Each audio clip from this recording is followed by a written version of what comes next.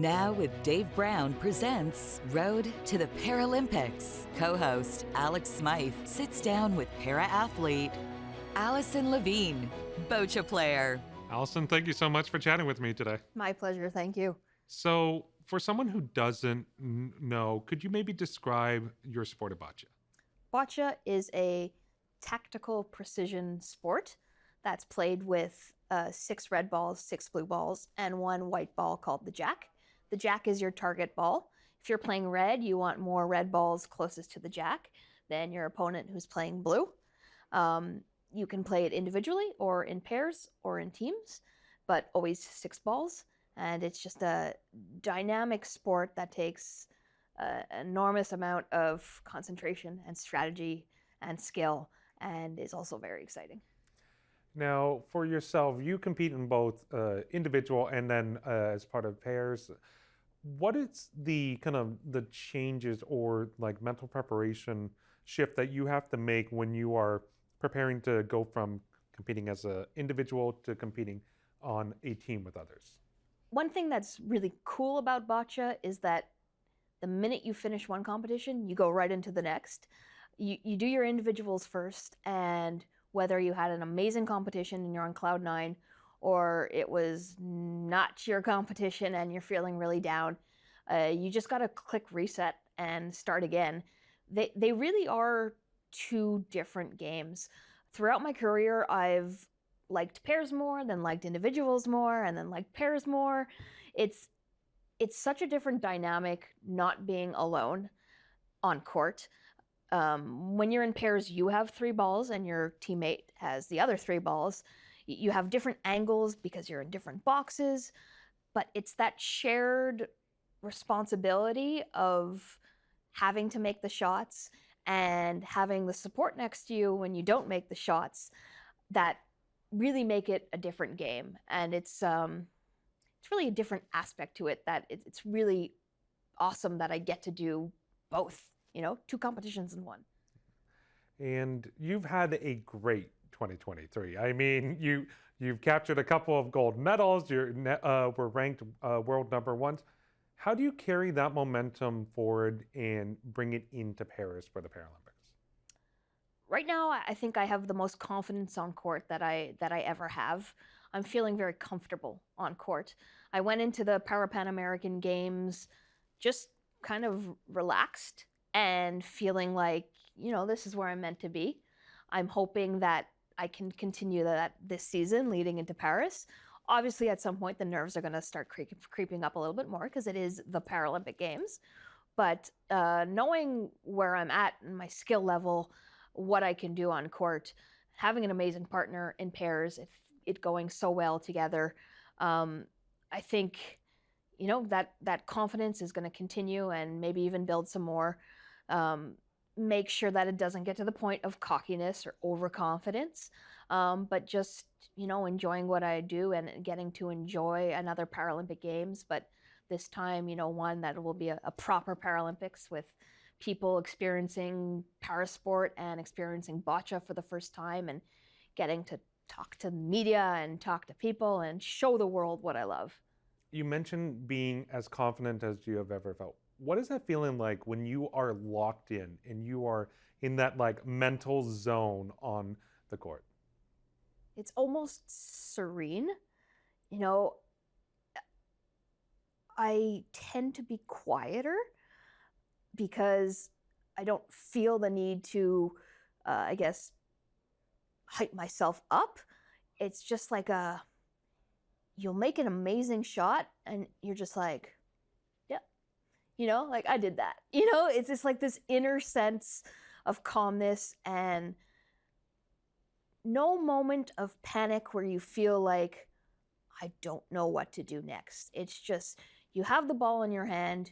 You're not thinking about your hand. You're not thinking about your arm. You're not thinking about throwing. You're just throwing. You're letting your body do what it knows what to do. You've been training for this. What you're doing now on court is not any different than what you did in training. So just go with it, and that's when it all clicks, and it just, you nail those jacks and you hit those tiny little slices, or you're like, you know what? I need to make a key shot right now. This is a turning point in the game. And then you just, okay, that's what I'll do. How do you view a game of bocce? Because Julian described it almost like a drama, and it's like a story unfolding. He And would. yeah, exactly. I get the sense that's very Yeah. much how he Yeah. would view it. How would you view or describe that the game of bocce in that kind of sense? Is it a drama? Is it a comedy? Or is it something completely different in your mind? I think it's more of a fight. There's ups and downs each end and each game. And, you think it's swinging in one favor, and then it suddenly switches. That's bocce. It can change so incredibly quickly. You can look at statistics, and on paper, this person should be able to do this and do that. We used to collect statistics like, statistically, if you give up 4 points in one end, your chances of winning the game are very low, XYZ, or if you don't cover your first ball, blah, blah, blah, blah, blah, blah, blah. And I was like, you know what? Don't think about any of that, because it's not true. What you think is not going to happen will probably happen. and all those things like that, it's so complex and up and down. And really, we're using all our capacities to throw those balls. We're using all the muscle power that we have. It's not much, but we're using it. And it's exhausting mentally and physically. It's a fight. And you mentioned the Paralympian Games in Santiago. You went in there having to secure the spot and lock up the spot for the Paralympics. Like, what was that kind of setting like? Did you feel that was a good kind of a taste of what to expect come the Paralympics, where it is going to be, do or die? Like, as you say, it is a fight. Well, this is like the top competition. This is the top event. So having that kind of level of competition already to get to the Paralympics, like, does that help set you up and prepare you? So actually, actually for us, that wasn't the case, because there are different ways to qualify for bocce for the games. One of the ways is through winning your regional championships, which was our Parapan American Games. But there's also, you could qualify through ranking.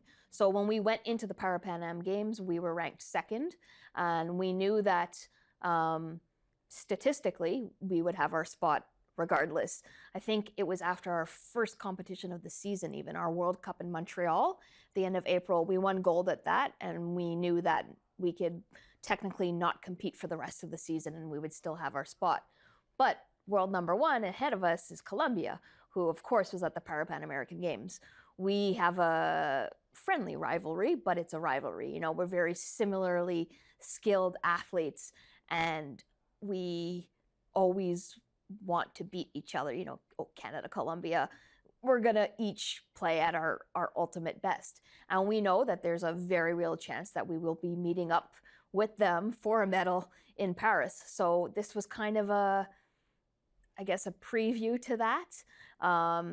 And it came down to overtime, and it came down to the last ball, and it came down to a centimeter measurement.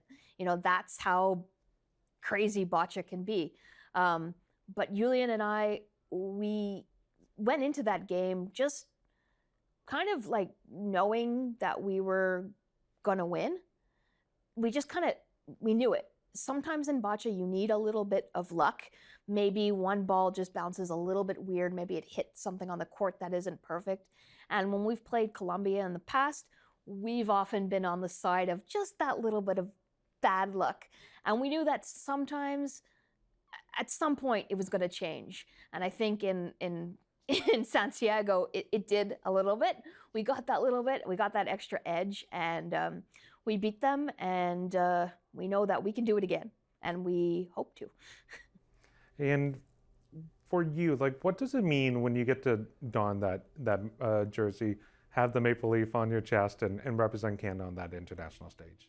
To me, it's everything. I'm fiercely proud to be Canadian, and I don't take it lightly either. I know that Canada is often very well respected by other countries. And I know that when I put it on, I'm not just representing myself, I am representing my country. And I want people to see what we can do, but see who we are, which is,